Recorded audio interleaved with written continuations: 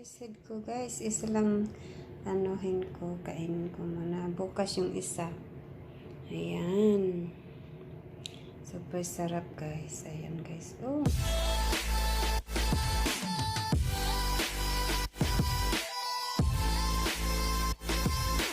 Hi guys, welcome back to my channel. I'm here again.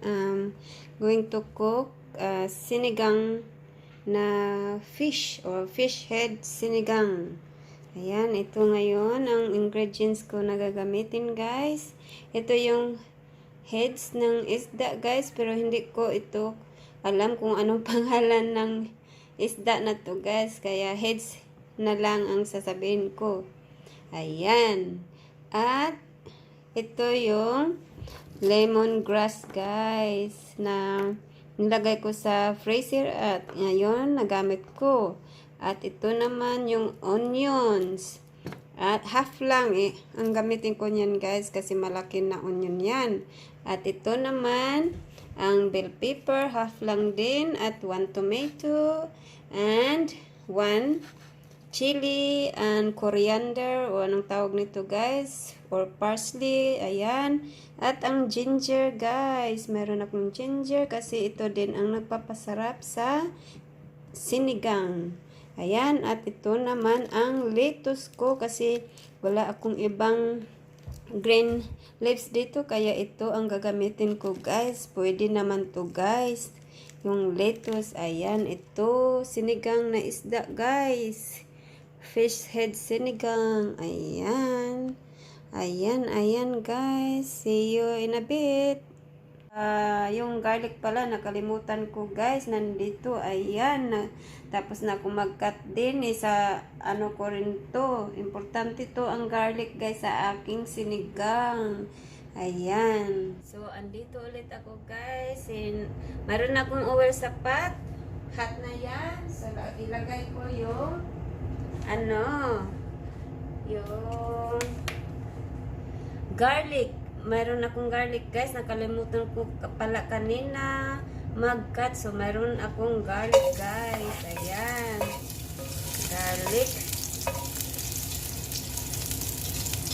garlic first. Ayan, madami yung garlic ko guys kasi gusto ko yung garlic. And then, after I sana ba yung ginger ko, guys?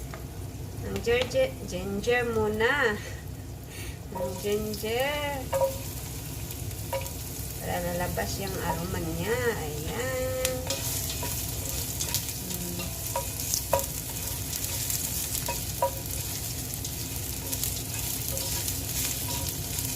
Ayan siya. Yung ginger guys. Ayan. Then isunod ang lemongrass. Isunod ang lemongrass guys. Isunod. Drop ang lemon dyan. Ayan. Ang lemongrass. Isahin natin sila lahat guys. I can smell now. Nag-amoy na. Masarap yung amoy guys. Ayan.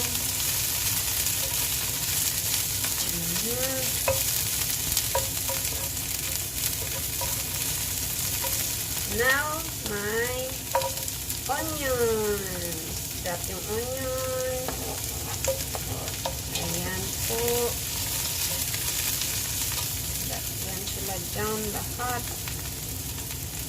Ayan. Drop. Ayan guys. Kita nyo guys.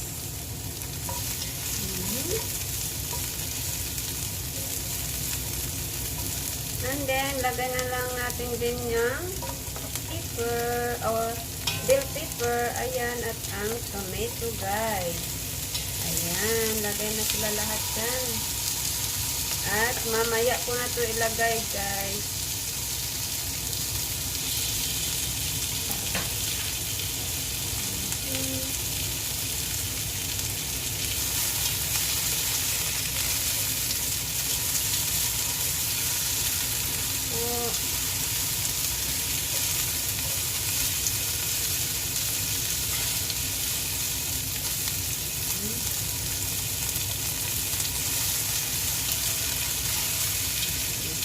natin ng konti pa more, ilang minuto. Siguro after 2 minutes guys. At then ilagay natin yung water after 2 minutes. Or siguro 1 or 2 minutes. Na ano to siya. I-brown muna natin konti. Ayan. Ang labas yung amoy niya. Sarap ng amoy guys. Sarap na yung amoy. Yung mga lamas natin guys. Ito lang mga lamas ko ngayon guys. Kung ano lang nandito ngayon sa aking fridge. Ayan. Yan ang maluto ko. So now, ilagay natin yung water na inano ko na guys. Sa kettle. Dito sa kettle, nag-ano na ako. Nagbubuhod na ako ng tubig para madaling mag-boil siya guys. Ayan. Madali na siyang mag-boil guys kasi ano, boiled na to dito sa kettle guys. Yun. Ayun. And then, pakuluan lang natin yan guys ng ilang minuto. Pag ano na yan,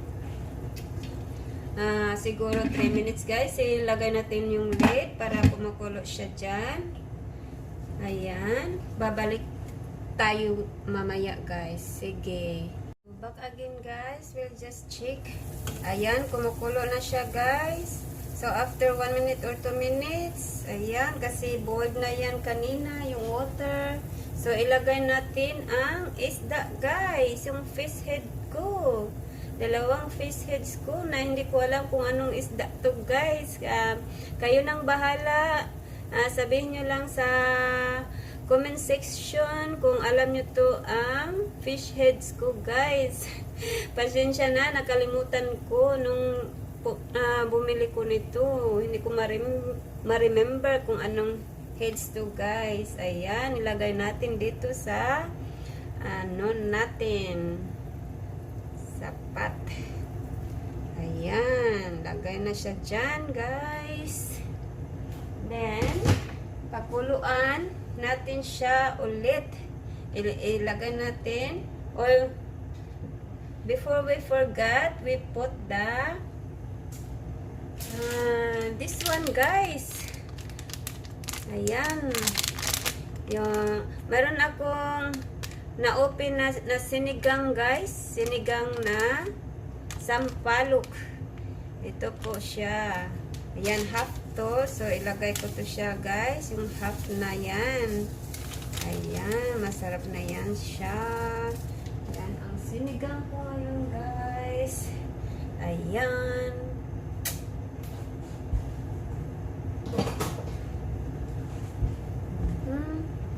Unahin natin. Ayan po. Yung sinigang ko. Masarap yan. Masarap to. After maluto guys.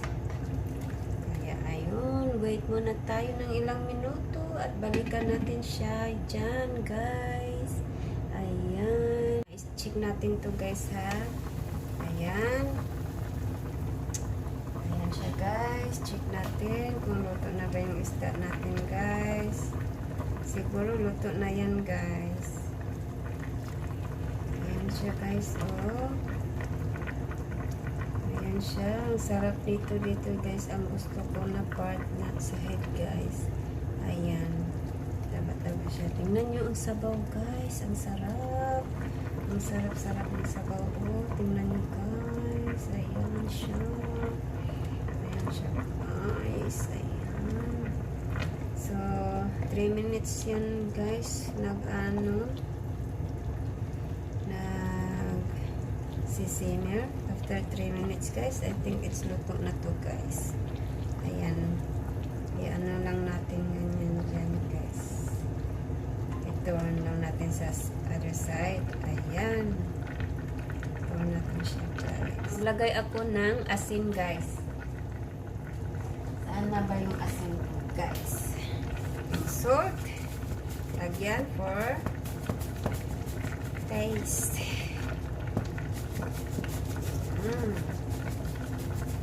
Ayan. At yung pepper natin, guys.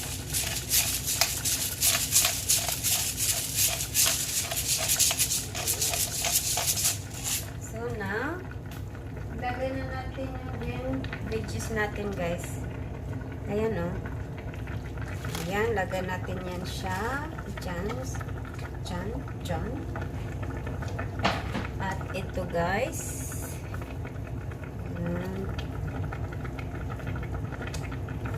Parsley natin. Anong tawag niyan? Coriander. At takpan na lang natin ulit. Ayan. Ayan, guys.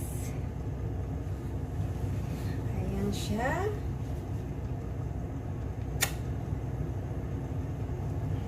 At babalikan natin after 1 minute, guys. So, check ulit natin to, guys. Ayan, oh. Yung leaves na nag-ano na siya. Ayan, luto na siya to, guys. Tikman ulit natin.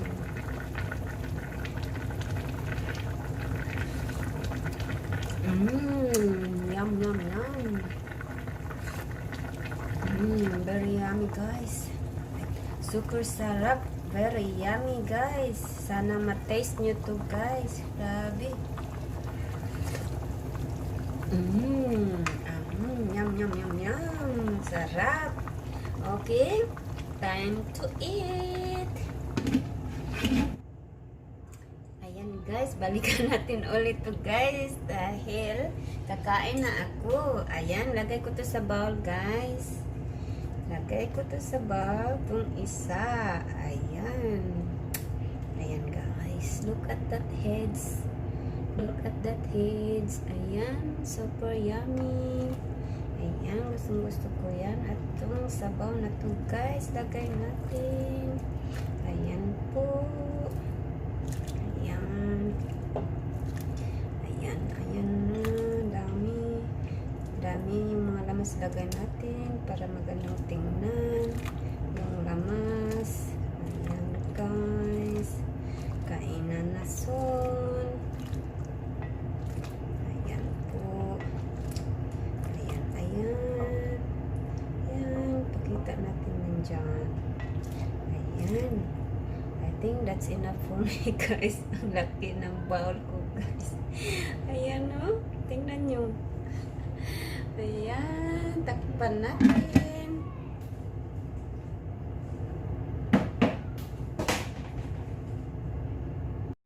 Ayan, yung fish head ko, guys. Isa lang anuhin ko, kainin ko muna. Bukas yung isa. Ayan. Super sarap, guys. Ayan, guys. Oh, sarap. Ayan siya. Very easy kong sinigang na head or fish head. Ayan, guys, fish head. Ayan, hindi ko alam ang pangalan nito ng fish head na to, guys. Kaya kayo nang bahala mag-comments kung anong isda to, guys. Okay, guys, salamat for watching me while I'm cooking. Thank you, and hope you leave comments there and see what you think about my cooking. And please don't forget to subscribe if you're new. That's right. And please hit that bell notification so you will be notified for my next video, guys. Thank you. Bye bye.